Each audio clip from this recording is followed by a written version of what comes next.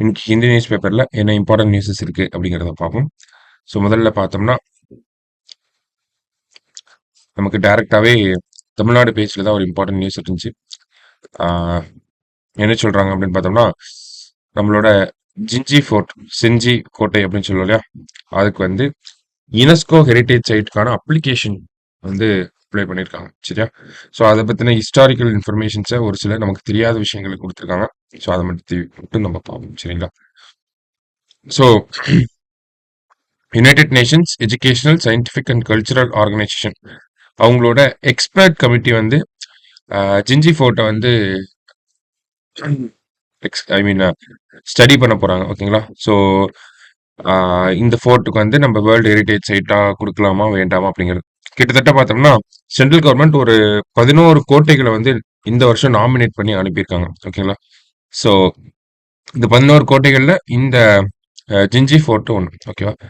So study பண்ணி okay அப்படின்னா நமக்கு யுனெஸ்கோ வேர்ல்டு ஹெரிட்டேஜ் சைட் அப்படிங்கிற அந்த ஒரு பட்டம் கொடுப்பாங்க. இந்தியாவை பொறுத்த வரைக்கும் பார்த்தோம்னா கடைசியா மொய்தாம்ஸ் ஆஃப் சராய் தியோ அப்படிங்கிற மொய்தாம்ஸ் ஆஃப் சராய் தியோ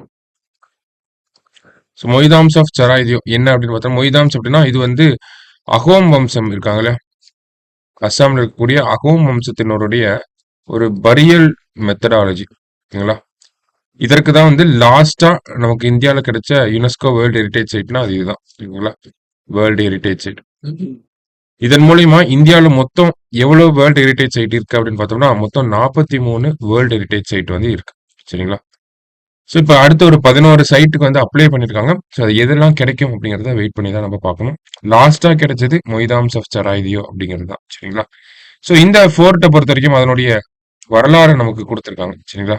என்ன வரலாறு அப்படின்னு பார்த்தோம்னா known as the Troy of the East அப்படின்னு கொடுத்துருக்காங்க. ஓகே? ஸோ இப்போ இந்த நேம்ஸ்லாம் நமக்கு தெரியாத நோட் பண்ணி வச்சுக்கணும். ட்ராய் ஆஃப் த ஈஸ்ட் அப்படின்னு சொல்றாங்க. எங்க இருக்கு அப்படின்னு பார்த்தோம்னா ராஜகிரி மலைக்குன்றுகள் பக்கத்துல இருக்கு. கரெக்டா பார்த்தா கிருஷ்ணகிரியில இருக்கு அப்படிங்கறது நமக்கு சொல்லியிருக்காங்க. ஓகேங்களா? இந்த கோட்டையை கட்டினது யார் அப்படின்னு பார்த்தோம்னா Ananda Kon of the Konar dynasty in 1200 common era அப்படின்னு கொடுத்துருக்காங்க.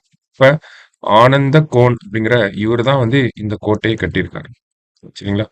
அதன் பிறகு பார்த்தோம்னா விஜயநகர்கள் காலத்துல இருந்த நாயகர்கள் வச்சிருந்திருக்காங்க. அதன் பின்னர் மராத்தாஸ், முகல்ஸ், நவாப் இந்த மாதிரி ஒவ்வொருத்தர் கையில இது மாறி மாறி போயிருக்கு. ஓகேங்களா? ஸோ இந்த ஃபோர்ட்டை பொறுத்த வரைக்கும் நமக்கு சத்ரபதி சிவாஜி கையில எப்ப இருந்துச்சுன்னா 1677ல இருந்திருக்கும். அதுக்கப்புறமா முகல்ஸ் வந்து 1698 வரைக்கும் கண்ட்ரோல் வச்சிருப்பாங்க. அதன் பிறகு பார்த்தோம்னா தேசிங் ராஜா, ஓகேங்களா, கேள்விப்பட்டிருப்பீங்க. ராஜா தேசிங் கையில கொஞ்ச நாள் இருந்திருக்கும்.